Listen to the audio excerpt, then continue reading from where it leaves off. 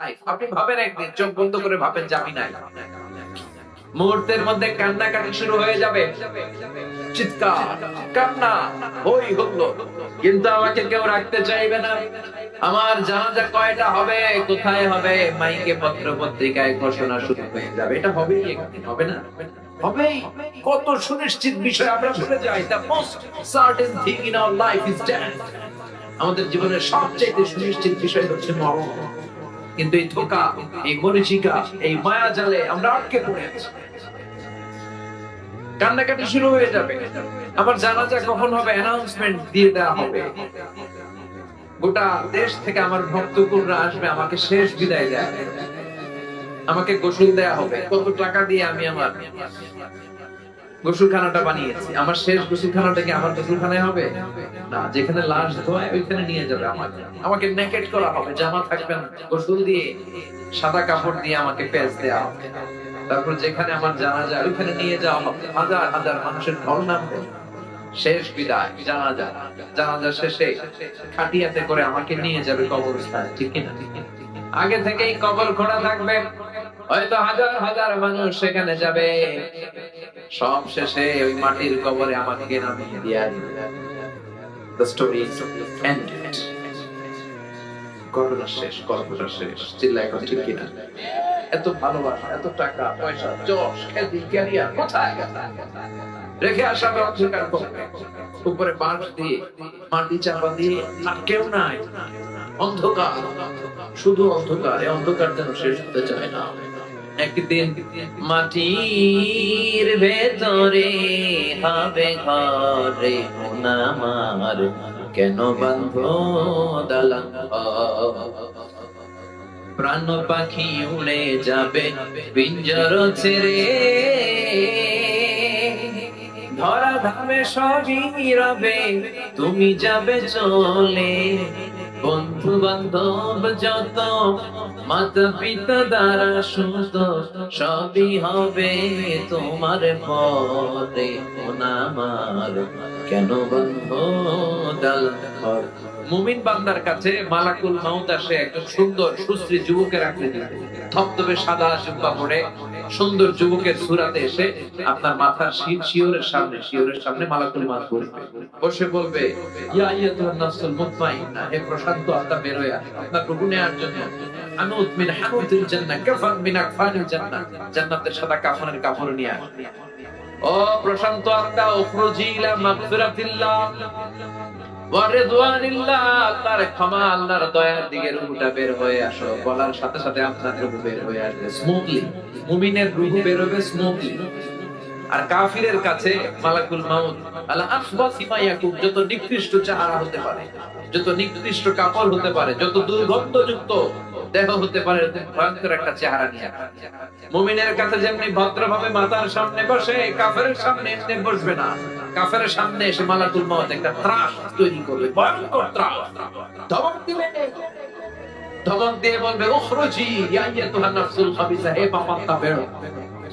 মুমিনের আত্মা যেমনি স্মুথলি বের হয়েছে, কাফের নাস্তিক তাদের আত্মা সহজে বেরোতে চাইবে না। আত্মাটা একবার টানে যাবে, পায়ে যাবে, সামনে পেছনে মালাকুল মাউত আত্মাটারে ধরে টান দিবে, টেনে হিচড়ে।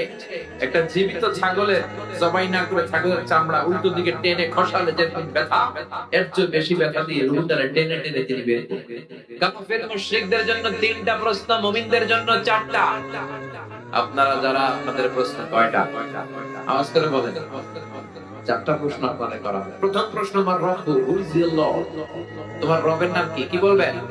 আল্লাহ আমারে রব, এই রবি আমারে সব, দমে দমে তোর মনে তারিও পড়ে, আয় আমারে রব।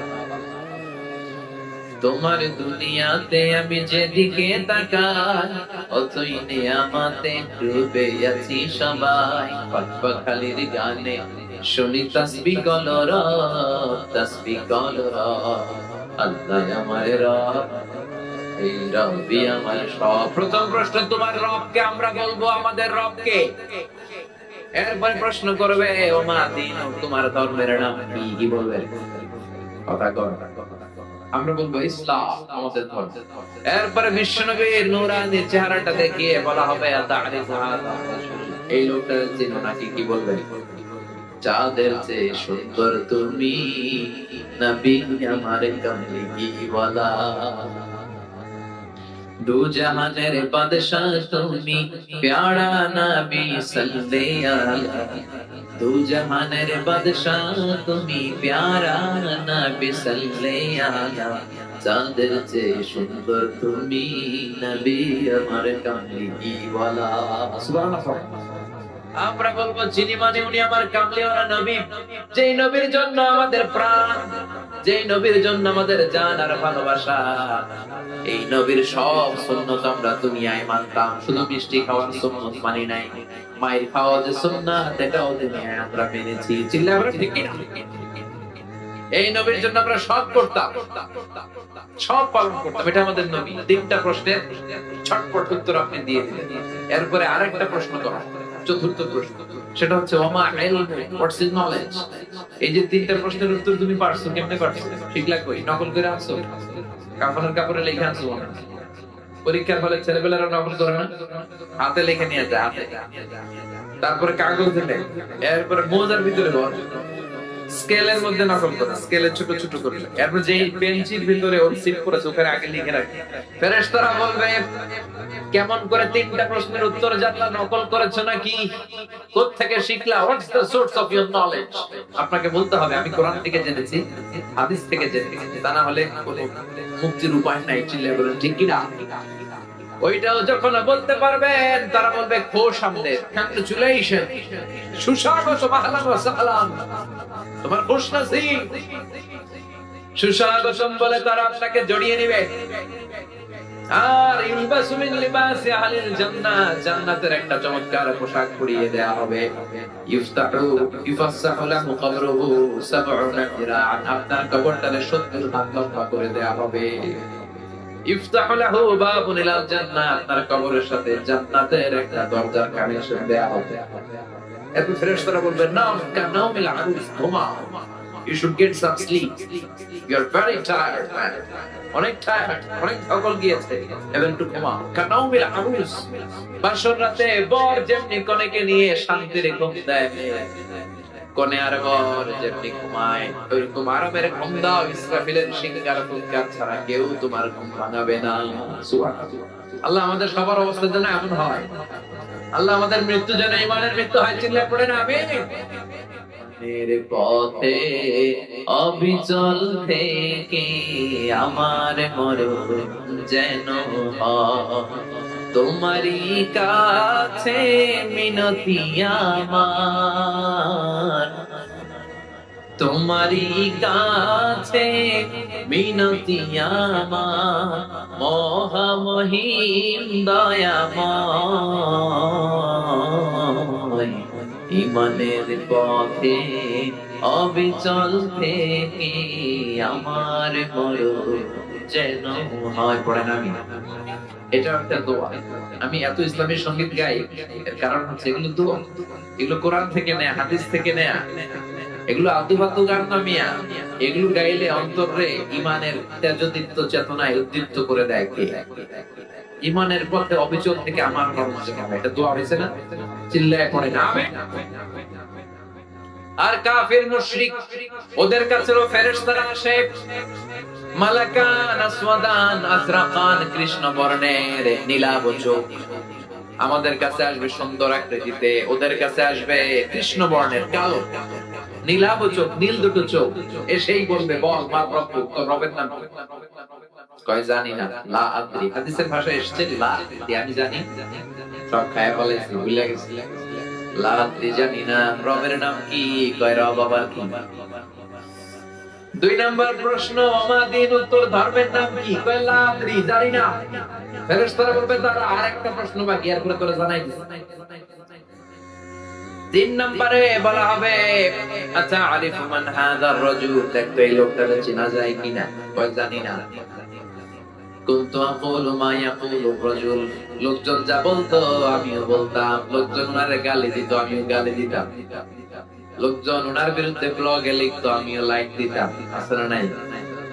ওনার ফ্যামিলির জীবন নিয়ে, পারিবারিক জীবন নিয়ে লোকজন কটু কথা বলতো। আমি ওনার বিরুদ্ধে কার্টুন আঁকতাম। এরকম টাকা বাংলার জমিনে আছে না নেই? ওনার সম্মানে আমরা আঘাত দিতাম। বিশ্বনবীর সম্মানে আঘাত দিলে ওটা কোনো মুমিন সহ্য করতে পারে না। বিশ্বনবী, কোরআন, ইসলাম এগুলো আমাদের কাছে মহাদামি। কারণ বিশ্বনবীর সুপারিশ ছাড়া আমি তো জান্নাতে যেতে পারবো না।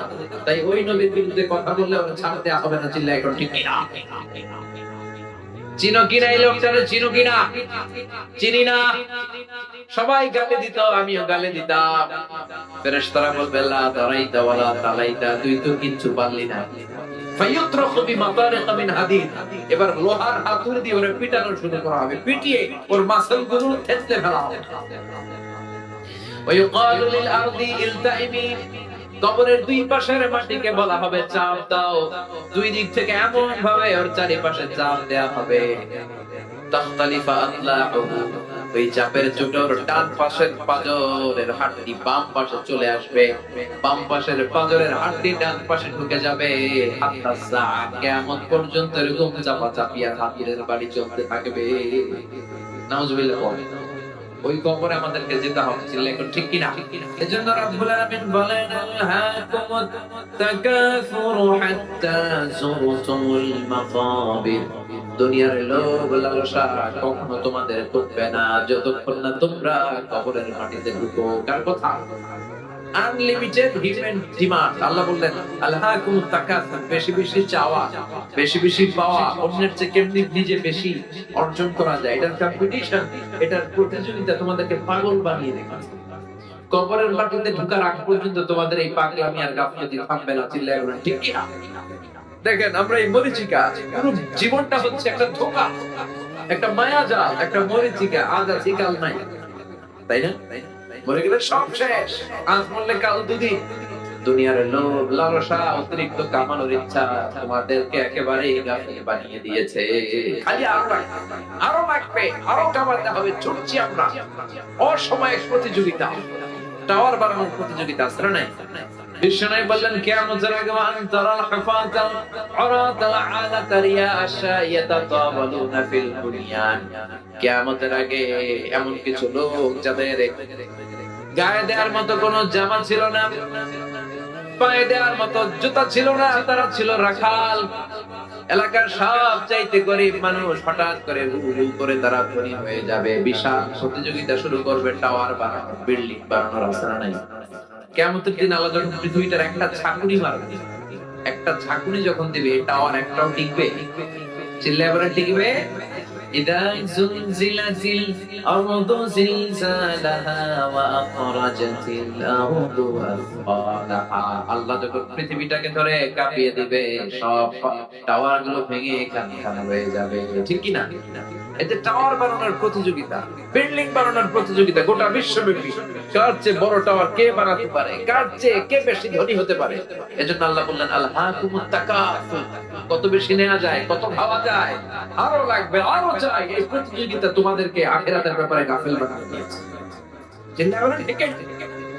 রব্বুল আলামিন বলেন আলহাকুমুত তাকাসুর হাত্তা যুরতুমুল মাকাবির, দুনিয়ার লোভ লালসা তোমাদেরকে গাফেল বানিয়ে দিয়েছে।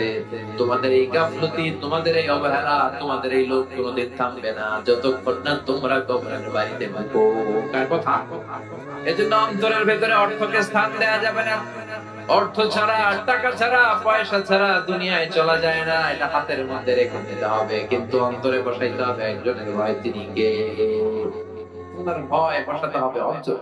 এজন্য দুনিয়াটা, এটা ক্ষণিকের দুনিয়া। দুনিয়ার উদাহরণ হচ্ছে 3টা লাশ আর 4টা স্বর্ণের টুকরা। বনি ইসরায়েলের সময়ে 3 বন্ধু কর্মসংস্থানের জন্য বেরিয়েছে। তারা কাজ করছে। পথিমধ্যে তারা গুপ্তধন পেয়েছে। কি গুপ্তধন? 4টা বড় বড় স্বর্ণের চাকা পেয়ে 3 বন্ধু তো মহা খুশি। পাইছি, এমন জিনিস পাইছি আজীবন খাইলেও শেষ হবে না। তো 3 বন্ধু বলে স্বর্ণের চাকাগুলোকে আমরা ভাগাভাগি করে নিব।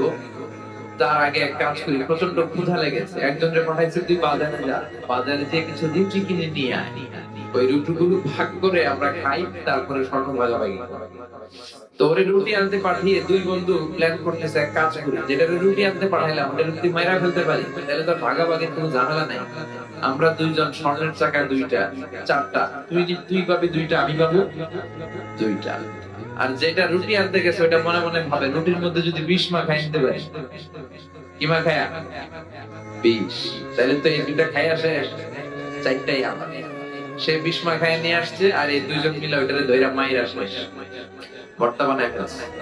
এবার দুইজন বলে ওটা মারতে অনেক কষ্ট হয়েছে, একটা কাজ করি রুটি খাই আনি, তারপরে আমরা ভাগ করবো, তুই নিবি দুইটা, আমি নেব দুইটা। প্যাকেট ভেতর থেকে রুটি খাই এই দুইটাও শেষ, এই দুইটাও নাই, তিনটা লাশ পড়ে আছে আর চারটা স্বর্ণের টুকরা পড়ে আছে। এটাই হচ্ছে দুনিয়া। চিৎকার করে বলেন ঠিক কিনা?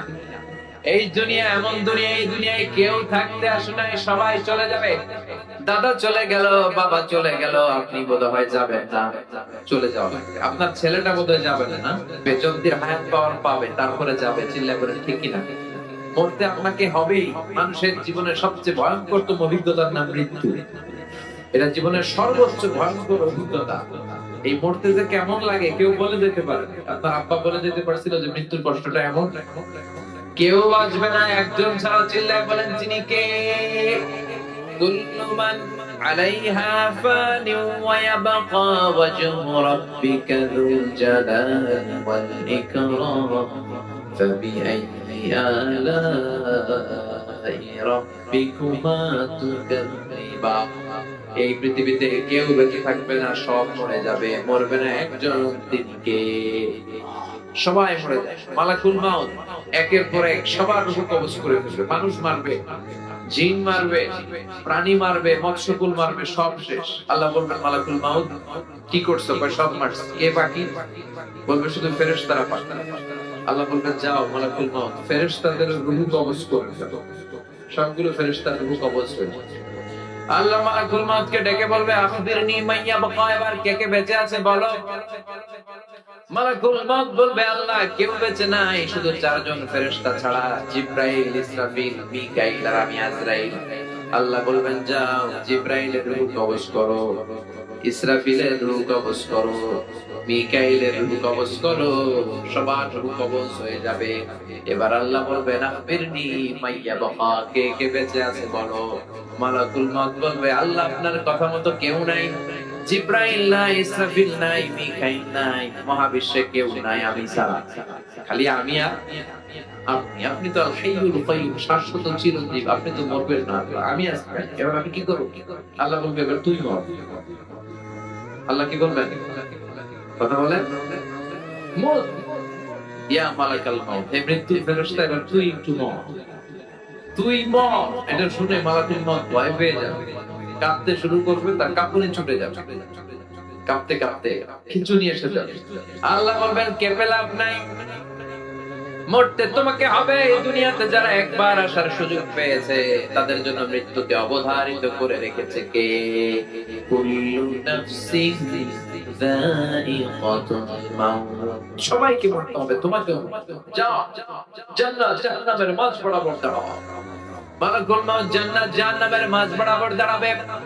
আল্লাহ বলবে মুতিয়া মালাকুল মাউত মর, মরে যা। মালাকুল মাউত বিকট একটা চিৎকার মেরে জান্নাত জাহান্নামের মাঝ বরাবর দাঁড়িয়ে মরে যাবে। এবার কেউ নাই, বিকট সে চিৎকার। বিশ্বনবী বলেছেন মালাকুল মাউতের সেদিনকার চিৎকারটা তো ভয়ঙ্কর হবে। সেই চিৎকারের আওয়াজ যদি দুনিয়ার মানুষেরা শুনতো, তাহলে কিয়ামত সংঘটিত হওয়ার জন্য আলাদা করে ইসরাফিলের সিংহায় ফুৎকার দেওয়ার কোনো দরকার হতো না। ওই আজরাইলের মৃত্যুর কষ্টের চিৎকারের আওয়াজ শুনে কানের পর্দা ফেটে সবগুলো মানুষ লাশ হয়ে জমিনে পড়তো। এবার মালাকুল মাউত নাই, ডানে কেউ নাই, বাঁয়ে কেউ নাই, সামনে কেউ নাই, উপরে কেউ নাই, পিছনে কেউ নাই, মহাবিশ্বের কেউ নাই। একজন ছাড়া, জোরে বলেন তিনি কে? আল্লাহ ছাড়া কেউ নাই। আল্লাহ হুঙ্কার দিয়ে বলবেন ইয়া আরদু আইনা আশজার, ও পৃথিবী তোর গাছগুলো কোথায়? আইনা আনহার, কি নদীগুলো কোথায়? আইনাল মুলুক, অত্যাচারী বাদশা রাজাগুলো কোথায়? চিল্লা এখন ঠিক। অত্যাচারী বাদশাগুলো কোথায় কোথায়? লিমানিল মুলকুল ইয়াউম who belongs the kingdom today. আজকে ক্ষমতা কার? চিল্লায় বলেন। এই যে ক্ষমতা নিয়ে এত কিলাকিলি, এত মারামারি, এই ক্ষমতা একদিন থাকবে না। ক্ষমতা শুধু একজনের, আসল ক্ষমতার মালিক কে? লিমানিল মুলকু ইয়াউমা লিল্লাহিল ওয়াহিদিল কাহ্হার। আল্লাহ বলবেন আজকে ক্ষমতা কার? আল্লাহ নিজেই বলবেন ক্ষমতা একমাত্র আল্লাহ। ঈশ্বরই বললেন লাউ আন্না লিকুল্লি ইবনি আদম ওয়াদিয়ান মিন যাহাব। পৃথিবীর প্রত্যেকটা মানুষকে যদি আল্লাহ একটা করে স্বর্ণের পাহাড়ের মালিক বানিয়ে দেয়, মানুষকে একটা করে যদি স্বর্ণের পাহাড়ের মালিক বানিয়ে দেওয়া হয়, তারপরে প্রতিটা মানুষ আরেকটা করে স্বর্ণের পাহাড়ের মালিক হওয়ার চেষ্টা করে। এজন্য কবরে যাওয়ার আগ পর্যন্ত আমাদের এই মাতলামি থামবে না, আমাদের এই লোভ লালসা কমবে না, আমাদের অবহেলা কমবে না। কবরে আমাদেরকে যেতে হবে, কবরের প্রস্তুতি নিতে হবে, ঠিক কি না? কবরে যাওয়ার মাধ্যম হচ্ছে মৃত্যু। মৃত্যু ছাড়া কবরে যাওয়া যায়? যাওয়া যায় না। রব্বুল আলামিন সাইয়েদনা ইসরাফিলকে তৈরি করেছেন কেবল 3টা ফুৎকার দেওয়ার জন্য। 3টা ফুৎকারের মধ্য দিয়ে মহাবিশ্বরে শেষ করে দিবে কে? ঠিক যে মুহূর্তে আমরা বসে আছি ওই মুহূর্তেও সাইয়েদনা ইসরাফিল ওই সিংহাটাকে 2 ঠোঁটের মাঝখানে রেখে আল্লাহর আরশের দিকে তাকিয়ে আছে, just waiting for the green signal. অপেক্ষা করছে যে আল্লাহ কখন বলবে যে ফুৎকার দাও। উনি ফুৎকার দিলে সব লন্ডভন্ড হয়ে যাবে, একটা ভয়ঙ্কর আর্থকোয়েক হবে, ভূকম্পনে পৃথিবীর সব টাওয়ার গুলো ভেঙে যাবে, পাহাড় গুলো দুমড়ে মুচড়ে তুলার মতো ধ্বনিত হতে থাকবে, স্যাটেলাইট চ্যানেল গুলো একটার সাথে আরেকটা লেগে ক্যাওস, মানুষগুলো বিক্ষিপ্ত পতঙ্গের মতো নিক্ষিপ্ত হবে, সাগরের পানিতে দাউ দাউ করে আগুন জ্বলবে। ওই সময় যে সমস্ত মহিলারা গর্ভবতী থাকবে, অনেকে পেটের বাচ্চা 3 মাস 4 মাস বয়স, অপরিপক্ক অপরিণত বাচ্চা, এখনো বড় হয় নাই, কেমনের বিভীষিকাময় পরিস্থিতি দেখে মুহূর্তের মধ্যে ইনজেকশন পুশ করা ছাড়া, হসপিটালে যাওয়া ছাড়া, ডাক্তারের সহযোগিতা ছাড়া এমনি এমনি ডেলিভারি হয়ে যায় এক থাকে আর চোখে। সেই দিনটার নাম আল্লাহ দিয়েছে আল কারিয়া। চিল্লায় বলেন কিনা? আল কারিয়া। সেই ভয়ঙ্কর দিন, সেদিন কেউ কাউরে চিনবে না। সেদিন বাবা তার ছেলেরে চিনবে না, মা তার মেয়েরে চিনবে না, বন্ধু বন্ধুরে চিনবে না, পীর সাহেব মুরিদরে চিনবে না, মুরিদ পীর সাহেবরে চিনবে না, মুসল্লি ইমাম সাহেবকে চিনবে না, ইমাম সাহেব মুসল্লিদেরকে চিনবে না, দলের নেতা কর্মীদেরকে চিনবে না, কর্মীরা নেতাদেরকে চিনবে না। সবাই বলবে ইয়া নাফসি, ইয়া নাফসি, আল্লাহ আমারে বাঁচাও, আমারে বাঁচাও। নবীরাও বলবে ইয়া নাফসি, নবীরাও, আল্লাহর ওলিরা, শহীদ সালেহ, এরাও বলবে ইয়া নাফসি, আল্লাহ আমারে বাঁচাও। কারণ ওই দিনটা আজকের দিনের মতো নয়। ইহশারুন নাসু ইয়াওমাল কিয়ামাতি হুফাতান উরাতান মুশাতান গুররা। বিষ্ণুই বললেন আয়েশা, সেদিনটা হবে পৃথিবীর সবচাইতে ভয়ঙ্করতম দিন। মানুষগুলো উলঙ্গ হয়ে দাঁড়াবে, কারো গায়ে কোনো জামা নাই, পায়ের মধ্যে জুতা নাই, পেটের মধ্যে দানা পানি নাই, কোনো গাড়ি নাই, ঘোড়া নাই, ট্রেন নাই, কিচ্ছু নাই, মানুষগুলো উলঙ্গ হয়ে দাঁড়াবে। বিশ্বনবীর কথা শুনে মা আয়েশা বললেন, নবী সবাই যদি উলঙ্গ হয়ে দাঁড়ায় তাহলে কি লজ্জা লাগবে না? Don't they feel any shy? Don't they feel any shame? নারী পুরুষ ছোট বড় সবাই naked. Everyone is completely naked. They don't belong any garments, any drapes in their body. তাদের দেহে কোনো পোশাক নাই। নবী গো, তাহলে কি লজ্জা লাগবে না? বিশ্বনবী বললেন, আয়েশা যদি লজ্জার চিন্তা করো, সেদিন তো মানুষ পাগল হয়ে যাবে। পুরো জমিনটাকে কাআন সাফসাফা, লেভেল প্লেইং ফিল্ড, লা তারা ফিহা আওয়াজা ওয়ালা আমতা, কোনো উঁচু নিচু নাই। দ্বিপ্রহরের সূর্যটা মাথার কাছে চলে আসবে, সূর্যের তাপে মাথার মগজগুলো গলে গলে নাকের ছিদ্র কানের ছিদ্র দিয়ে বেয়ে বেয়ে টকটক করে নিচে পড়বে। মানুষ নিজের খানের পানিতে আর চোখের পানিতে নিজেই সাঁতরাবে, পেটে কোনো দ্বারা পানি নাই, তৃষ্ণার্ত, ক্ষুধার্ত, ক্লান্ত, শ্রান্ত, পেরেশান, সবার মুখে একটাই চিৎকার, ইয়া নাফসি, ইয়া নাফসি, আল্লাহ আমারে বাঁচাও, আল্লাহ আমারে বাঁচাও।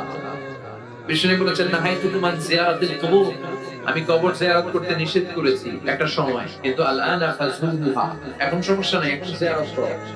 ফাইন্নাহা তুযাক্কিরুল আখিরাহ, কারণ কবর জিয়ারত করলে আখিরাতের কথা স্মরণ হয়, ঠিক কি না? কিন্তু কবরে যে কিছু চাওয়া যাবে, চাইবেন কার কাছে? মানত করা যাবে? কথা বলেন। লাল সালু দিয়ে আসা যাবে? মশারি দিয়ে আসা যাবে? অনেক লোক মাজারের উপরে মশারি টাকায়, মশা কামড়াইয়া ডেঙ্গু জ্বর বাপে, আর মাজারে যে মশারি দেয় এরকম বেয়াদব আছে না? মাজারে মশারি, আগরবাতি, লাল শালু এগুলো কিচ্ছু দিবেন না, কারণ মাজারে পড়ে থাকা লোকটার কিছুই দরকার নেই, ঠিক কিনা? দরকার যাতা মানুষ রাম করে দিবে। এই ছোট ছোট ছেলে মেয়েরা যারা ঘরে ইলেকট্রিসিটির অভাবে পড়তে পারে না, এদেরকে মোমবাতি দেন, এদেরকে বই কিনে দেন, তাহলে আপনার আব্বার কবরটারে নুরানি বানায় দিবে কে? মাজারে যে টাকা দেওয়া যাবে, পড়ে থাকা লোকটার টাকার দরকার আছে, যে মরে গেছে ওর তো শেষ, টাকা দিয়ে কি করবে? কথা কি বুঝতে পেরেছেন? যখন কবর জিয়ারত করব, কিন্তু কবর কেন্দ্রিক কোনো ভণ্ডামি সাথে ইসলামের কোনো সম্পর্ক, মাজার কেন্দ্রিক ভণ্ডামি বাংলাদেশে আছে না নাই? ভণ্ড পীর দেশে আছে না নাই? ভুল নাই মনে হয় না?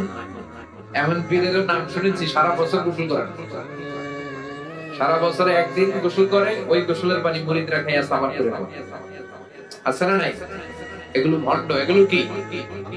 চাইড়া দে ভণ্ডামি, দোদেল বান্দা কালমা চোরে, না পায় শ্মশান না পায় ঘোর, দিন থাকিতে আইরে পথে, ছাইড়া দে ভণ্ডামি, ভণ্ডামি ভণ্ডামি ভণ্ডামি, ছাইড়া দে ভণ্ডামি, ঠিক কি না? নামাজ কালাম পড়ে না, ইবলিশ শয়তানের নানা, আছে না? নামাজ রোজা করে না, ইবলিশ শয়তানের নানা, ধর্মের একখান খুঁটি ধইরা কয়দিন করবা হয়রানি, ভণ্ডামি ভণ্ডামি ভণ্ডামি, ছাইড়া দে ভণ্ডামি, চিল্লা করে ঠিক কি না? এগুলোর সাথে ইসলামের কোনো সম্পর্ক?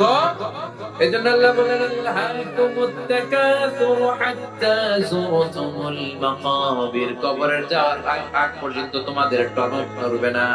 কাল্লা সাওফা তা'লামুন সুম্মা কাল্লা সাওফা তা'লামুন, যখন কবরে ঢুকবে তখন বুঝবে, অচিরেই বুঝবে, তখন শুরু হবে ফাইনাল খেলা। তখন কি খেলা? তখন আসল বিচার হবে, যে বিচার দুনিয়াতে তোমরা পাও নাই, ওই বিচার হবে, ঠিক কিনা? দুনিয়াতে কত মানুষের লাশ নালার ভেতরে, ডোবার ভেতরে পাওয়া যায়, হাত বেঁধে পা বেঁধে হত্যা করা হয়েছে, গুম করা হয়েছে, আছে না নাই?